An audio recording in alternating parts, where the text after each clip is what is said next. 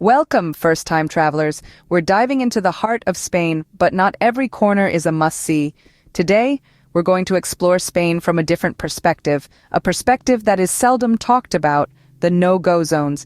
Now, don't let this scare you. This isn't about fear, but about smart travel. It's about ensuring that you make the most of your trip while staying safe and spending your time and money wisely.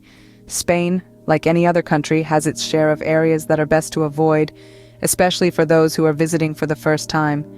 These could be areas known for pickpocketing, overpriced tourist traps, unsafe neighborhoods, or overcrowded beaches. So instead of falling into these common tourist pitfalls, we'll guide you on how to navigate around them.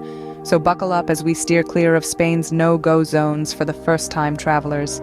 First up, beware of the pickpocket hotspots. Spain is a country rich in culture, history, and excitement, but like many popular tourist destinations, it has areas where petty theft is more common. These spots are often bustling with activity, making it easy for pickpockets to blend in and strike when you least expect it. One such place is Las Ramblas in Barcelona. This vibrant street is a major attraction, lined with cafes, shops, and street performers. It's a place where you can stroll, savor local delicacies, and immerse yourself in the Spanish culture. But amidst the hustle and bustle, pickpockets are on the prowl, ready to seize an opportunity. So as you soak up the lively atmosphere, make sure your belongings are secure and within sight at all times. Moving on, we have Puerta del Sol in Madrid. Known for its iconic clock tower and as the symbolic center of Spain, it's a must-visit for any traveler. But remember, in crowded places like this, pickpockets can easily get lost in the crowd. They're skilled at using distraction techniques, so be alert and keep your personal items close. Now, it's important to note that these areas are not to be avoided. On the contrary, they are vibrant hubs that offer a true taste of Spanish life. They are worth visiting, but with a heightened sense of caution. Use a money belt or neck wallet to keep your valuables safe. Avoid displaying expensive items like cameras or jewelry that may attract unwanted attention. And let's not forget, pickpockets are opportunists. They're not confined to these areas and can strike anywhere, especially in crowded or tourist-heavy places. So whether you're on a packed metro, in a bustling market, or simply enjoying a cafe terrace, always be aware of your surroundings. In essence, don't let the fear of pickpockets stop you from experiencing the beauty and excitement of Spain. Just be extra cautious with your belongings. Remember, vigilance is key in these pickpocket hotspots. Next, let's navigate away from the overpriced tourist traps. Many travelers come to Spain with dreams of savoring paella by the beach or shopping for authentic Spanish souvenirs in bustling city centers. But like many popular destinations worldwide, Spain has its share of overpriced tourist traps. You'll find them lurking in the heart of Barcelona and Madrid, or stationed conveniently near major tourist attractions. These places, often restaurants and shops, have mastered the art of luring unsuspecting tourists with the promise of an authentic Spanish experience. The reality? They're usually overcharging for mediocre experiences. Let's talk about the restaurants first. Some of these establishments serve up dishes that are far from the traditional Spanish cuisine you're craving. The paella might be microwaved, the sangria watered down, and the tapas, well, let's just say you might find better at a local supermarket. And for these underwhelming dining experiences, you'll be charged a premium price. The same goes for the souvenir shops. You might be tempted by the flamenco dresses, bullfighter figurines, and other typical Spanish trinkets. But more often than not, these items are mass-produced elsewhere and carry a hefty price tag. So, what's a savvy traveler to do? Well, the answer lies in stepping off the beaten path. Seek out local markets where you can haggle for fresh produce, handcrafted souvenirs, and unique antiques. Dine in residential neighborhoods where family-run restaurants serve up dishes passed down through generations. You'll not only save money but also get a taste of the real Spain, a country with diverse regional cuisines, rich history, and warm, welcoming people. So the next time you're in Spain, don't just follow the crowd. Venture beyond the tourist zones, explore local neighborhoods, and you'll discover the authentic Spanish experience you're seeking. Ditch the tourist traps and instead savor the flavors of authentic Spain. Now let's venture into the topic of unsafe neighborhoods. Spain, with its rich history and vibrant culture, is a magnet for travelers worldwide. But like any country, it has areas that are less secure, particularly in its major cities like Barcelona and Madrid. Knowledge is power. and being aware of these spots can help you navigate your journey wisely. In Barcelona, one such area is El Raval.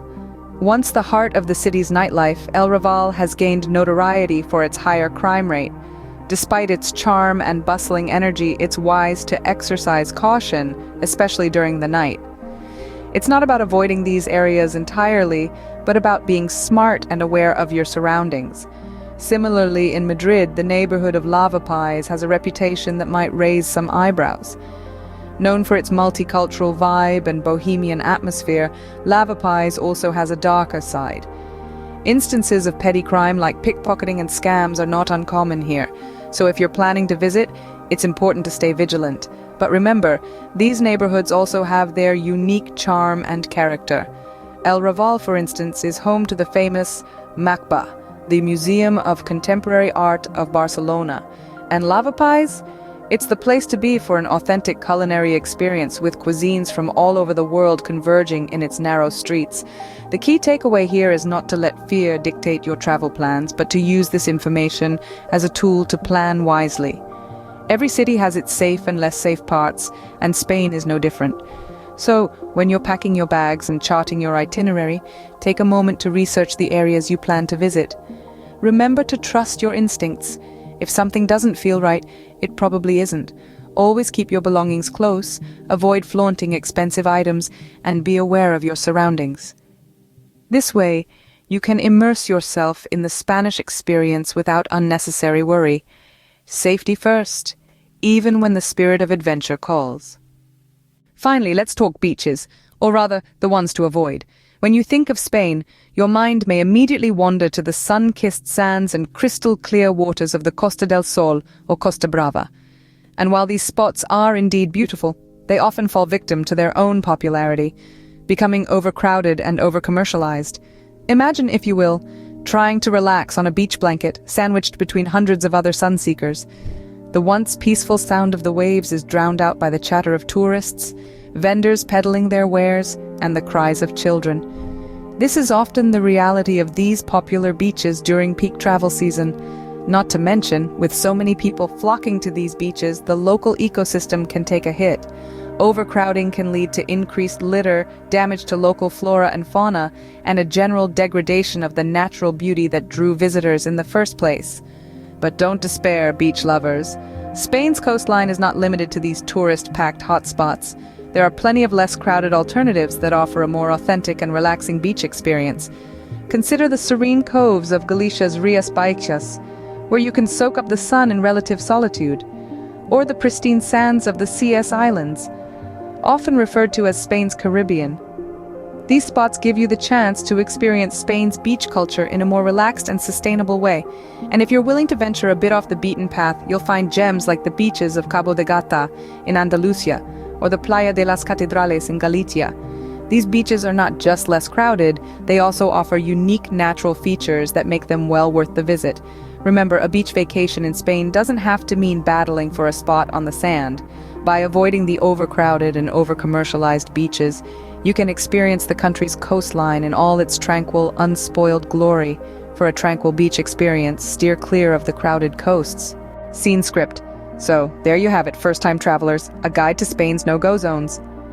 We've navigated through the bustling streets rife with pickpocket hotspots, scrutinized those overpriced tourist traps, dared a peek into the less secure neighborhoods, and even dodged the overcrowded beaches. Each of these zones, while part of the vibrant tapestry that is Spain, can put a damper on your travel experience if not approached with caution. Yet, it's not about avoiding these areas entirely, but rather being informed, vigilant, and prepared. The charm of travel lies in its unpredictability and the thrill of discovery. But a little foreknowledge goes a long way in ensuring a safe and enjoyable journey. Remember, every city has its shadows, but they shouldn't dissuade you from soaking in the beauty and culture that Spain has to offer. Don't forget to subscribe for more travel tips, safe travels, and see you on the next adventure.